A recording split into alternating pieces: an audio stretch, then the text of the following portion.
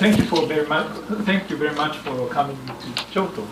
The GlobalMathNetwork is a network currently composed of 5 institutes: Kyoto University, University Bonn, École Normale, Peking University, and New York University.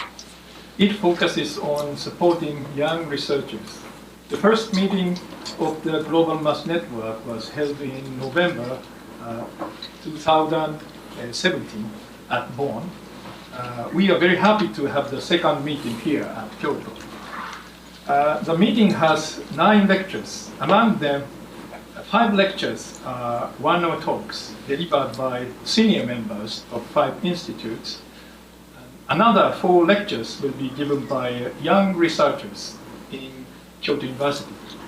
Previous to this meeting, a mini workshop on representation theory was already organized yesterday and today's morning.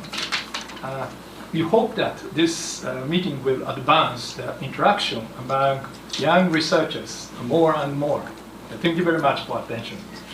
So now let's start.